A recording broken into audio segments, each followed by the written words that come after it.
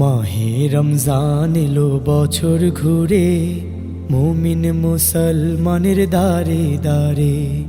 মাহে রমজান এলো বছর ঘুরে। আসসালামু আলাইকুম ওয়া রাহমাতুল্লাহি ওয়া বারাকাতুহু। আলহামদুলিল্লাহি ওয়া কাফা ওয়া সালামুন আলা ইবাদিহিল্লাযীনা ইসতাফা। আম্মা বা'দু ফাআউযু বিল্লাহি মিনাশ শাইতানির রাজীম। বিসমিল্লাহির রাহমানির রহিম। শাহরু রমাদানাল্লাযী উনজিলা ফীহিল কুরআন হুদাল লিন-নাস ওয়া বায়্যিনাতিন মিনাল হুদা ওয়াল ফুরকান।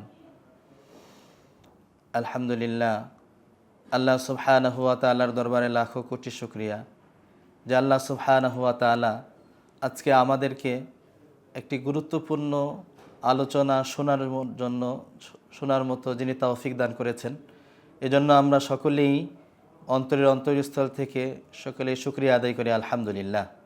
আপনারা দেখছেন গোল্ডেন বাস্কেট প্রেজেন্ট পবিত্র মাহে রমজানের ডাক। আজকের আলোচনা বিষয় সাহারি সম্পর্কে। আলহামদুলিল্লাহ, রমজান মাস উপলক্ষে আমরা প্রত্যেকেই সাহারি করে থাকি।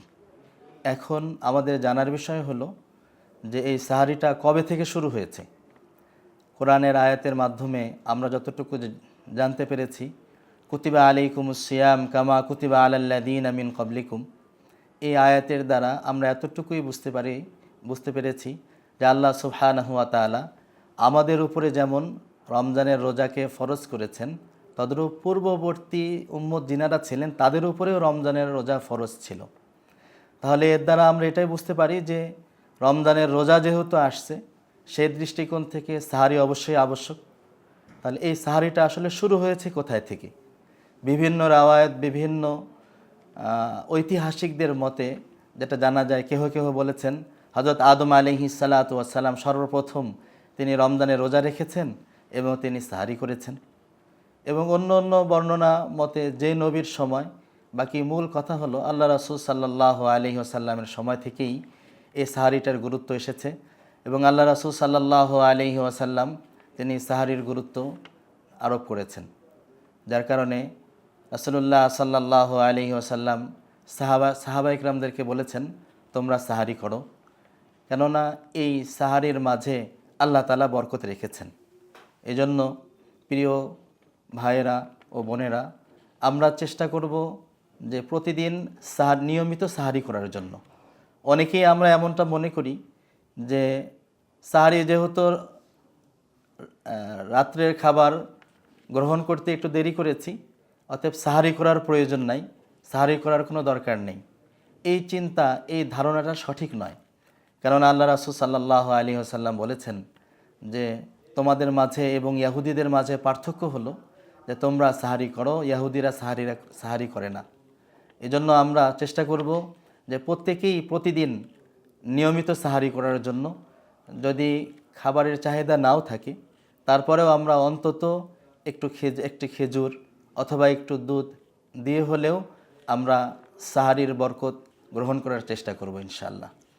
এবং আমরা চেষ্টা করব যে সাহারির মধ্যে, যেহেতু সাহারির খাবার এটা বরকতপূর্ণ একটি খাবার, আর এই খাবারটি আমরা সকলেই খাব এবং খাওয়ার সময় অবশ্যই খাবারের যে আদবগুলি রয়েছে, এই আদবগুলি আমরা রক্ষা করব। আসলে উত্তম হইল যে খাবার গ্রহণ করার পূর্বে দুহাত পরিষ্কার পরিচ্ছন্নভাবে ধুয়ে নেওয়া এবং এরপরে খাবারের যে দোয়াগুলি রয়েছে, যখন খাবার শুরু করব তখন বিসমিল্লাহ পাঠ করা এবং অন্য বর্ণনার মধ্যে রয়েছে বিসমিল্লাহি ওয়া আলা বারাকাতিল্লাহ, এ ধরনের দোয়া পাঠ করা। যদি এমন হয় যে সাহারি শুরু করেছি, হয়তো দোয়া পড়তে ভুলে গিয়েছি, তখন আমাদের করণীয় হলো যে যখনই স্মরণ আসবে তখনই আমরা দোয়াটা আবার শুরু করে নেব। যেমন খাবারের শুরুতে যদি আমরা দোয়া ভুলে যাই, শুধু সাহারির জন্য নয়, যে কোনো খাবারের শুরুতেই আমরা যখন খাবার গ্রহণ করি যদি ভুলে যাই দোয়া, তখন আবার বিসমিল্লাহি আউয়ালাহু ওয়া আখিরা, এই দোয়াটা আমরা পড়ে নেব।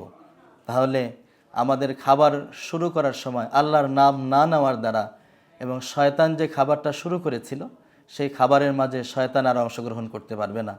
এরকম নিয়মতান্ত্রিক খাবারের যে দোয়াগুলি আছে, এই দোয়াগুলি যদি আমরা পাঠ করি, তাহলে আশা করা যায় ইনশাআল্লাহ এই খাবার আমার শরীরের জন্য উপকারী হবে। এই খাবারের দ্বারা কোনো ধরনের ক্ষতিকারক কোনো রোগ ব্যাধি আমার শরীরে আসবে না।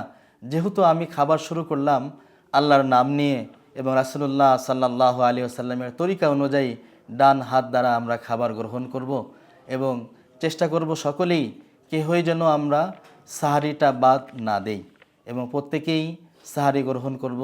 আল্লাহ সুবহানাহু ওয়া তাআলা আমাদের সকলকেই সাহারি গ্রহণ করার তৌফিক দান করুন। আমরা সকলেই বলি আল্লাহুম্মা আমিন। পাপি তাপি আইরে ছুটে, খোদার রহম তোরা নেরে লুটে। পাপি তাপি আইরে ছুটে, খোদার রহম তোরা নেরে লুটে।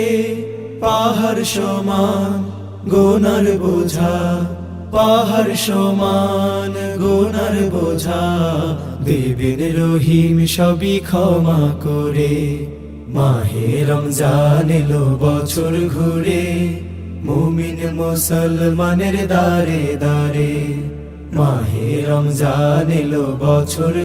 আল্লাহ সুবহানাহু ওয়া তাআলা আমাদের সকলকেই প্রতিদিন সাহারি গ্রহণ করার তৌফিক দান করুন।